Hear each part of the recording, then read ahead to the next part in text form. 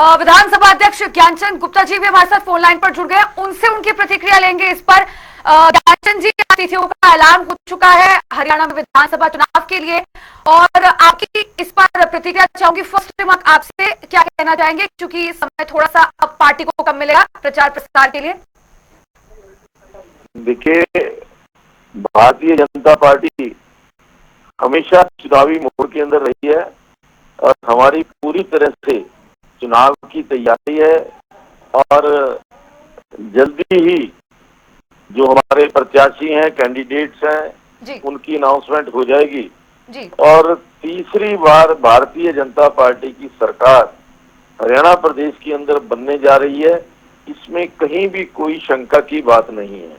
हमारा एक एक कार्यकर्ता आज बूथ लेवल के ऊपर काम में लगा हुआ है और हमारी पार्टी ने तो पिछले लगभग 3 महीने से ही चुनाव की जो प्रक्रिया है वो शुरू कर दी थी और हमें पूरी उम्मीद है कि हम अच्छे भारी बहुमत से हरियाणा प्रदेश के अंदर तीसरी बार सरकार बनाएंगे। जी ज्ञानचंद जी, अब चूंकि टिकटों का बंटवारा भी नहीं हुआ है, जाहिर सी बात है अभी कुछ समय लगेगा, टिकटें बांटी जाएंगी, फिर उसके बाद उम्मीदवारों के ऐलान के बाद आपको ऐसा नहीं लगता कि कुछ ही दिन बच जाएंगे, क्योंकि 45 दिन तो अभी बचे हुए हैं, फिर टिकटें बटेंगी, उसके बाद ऐसा नहीं लगता आपको कि मैदान में उतरकर प्रचार प्रसार करने के लिए थोड़ा कम समय मिलेगा उम्मीदवारों को, जनता के बीच उतना अच्छे से नहीं पहुंच पाएंगे?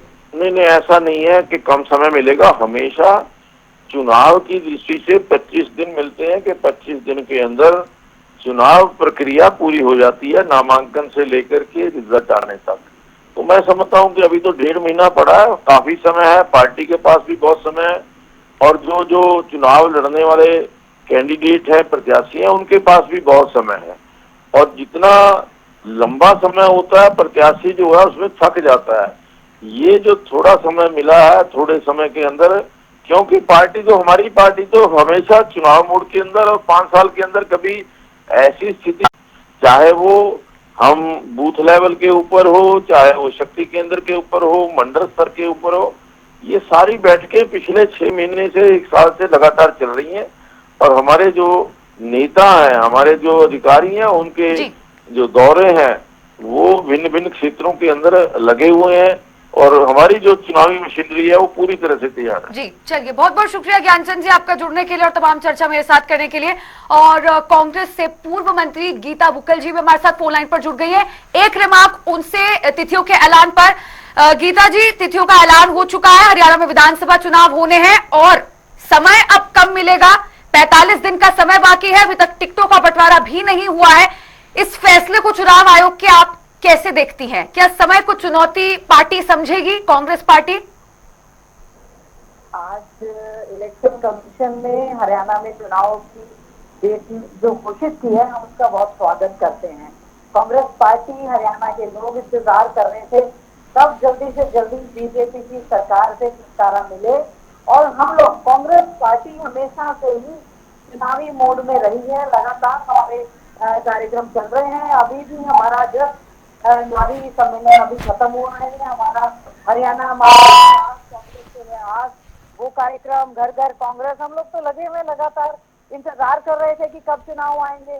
लोकसभा के चुनाव में हरियाणा की जनता ने बहुत ही अच्छे ढंग से कांग्रेस को आशीर्वाद दिया। 47.6% कांग्रेस पार्टी को वोट मिला है हमें। तो हम तो ये कहते हैं, तो चुनाव प्रक्रिया है, ये तो एक त्योहार है, हम इसको त्योहार की तरह लेते हैं और लोगों के बीच में हम लगातार जा रहे थे और ज्यादा जाएंगे। और लेकिन बीजेपी को यहाँ है कि बीजेपी लगातार घोषणाएं करती जा रही थी, जिसका लोगों को लग रहा था कि ये सबके सब जो है जुमले हैं। आज इलेक्शन डिक्लेयर हुआ 1 अक्टूबर का, बहुत अच्छी बात है। कांग्रेस पार्टी जो है पूरी अपने पिछले दिनों जो है आदरणीय राहुल गांधी जी ने, खड़गे जी ने, हमारे जो नेता हैं उन्होंने सभी सीनियर लीडर्स की मीटिंग भी ली थी और सभी, ये तो चुनाव का समय तो बहुत हमें लग ही रहा था कि आने वाले ही तो तय ही था और थोड़े से जल्दी आ गए। हम इसका बहुत दिल से जो है स्वागत करते हैं। चलिए ठीक है, बहुत बहुत शुक्रिया गीता जी जुड़ने के लिए और